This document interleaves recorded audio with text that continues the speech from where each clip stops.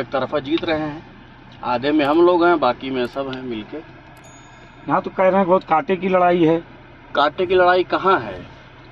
पहले नंबर तो अभी सपा और कांग्रेस के लोग अपना प्रत्याशी तो कन्फर्म करें। अभी तक सपा के प्रत्याशी चल रहे थे, आज कोई कांग्रेस की नेता हैं वो दावा कर रही हैं कि हम प्रत्याशी हैं। तो पहले तो सपा कांग्रेस के लोग अपना प्रत्याशी तय करें। रहा सवाल जो पिछले प्रत्याशी थे, पप्पू निषाद जी जो चल रहे थे, उनके बारे में आपको पता होगा। वो निषाद बस्तियों में जा रहे हैं, जो निषाद बाहुल गांव है, उनके समाज के लोग उनको कटवा बता रहे हैं। निषाद बाहुल गांव में वो घुसने नहीं पा रहे हैं। निषाद समाज के लोग उनको अपने गांव में घुसने नहीं दे रहे हैं। वो कहाँ से जीतेंगे, कहाँ से लड़ेंगे? लेकिन बसपा ने मुस्लिम कैंडिडेट उतारा है। हम बता रहे हैं आपको। उसके बाद आप आ जाइए यादव भाइयों पे। हमारे इसी जिले के 75% यादव भाई हम लोगों के साथ हैं।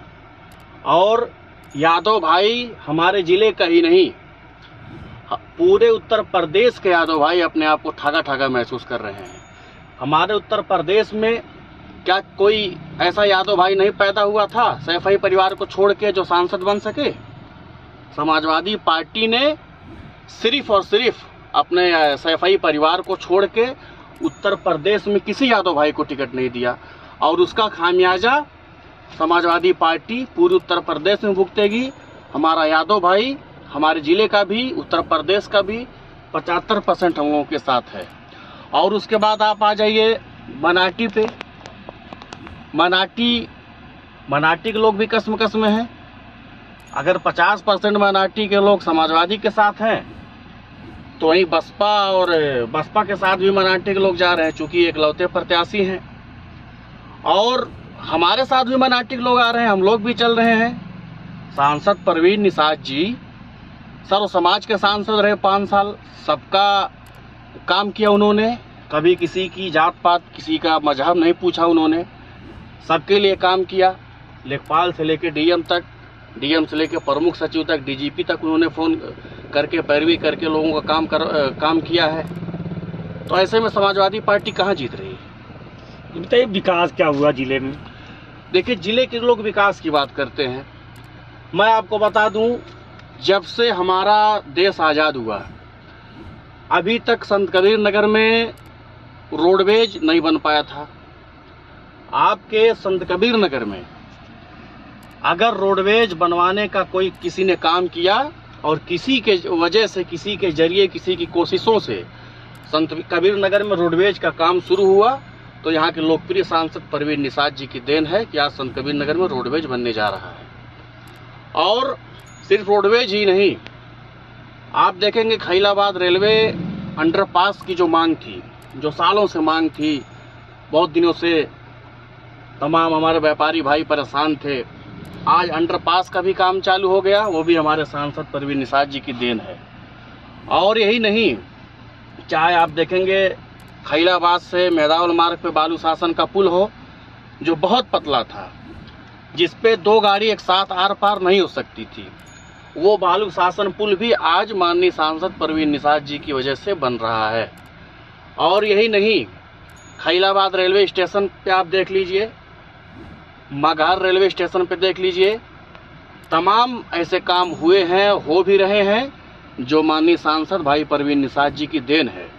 और आप जिले को छोड़ दीजिए, आप अभी जहां हैं हमारे साथ चल रहे हैं इस सिमरियावा ब्लॉक में, जो कि मुस्लिम बाहुल आता है, हमारे इस ब्लॉक में भी माननीय सांसद जी ने अपनी कोशिशों से 22 सड़कें देने का काम किया।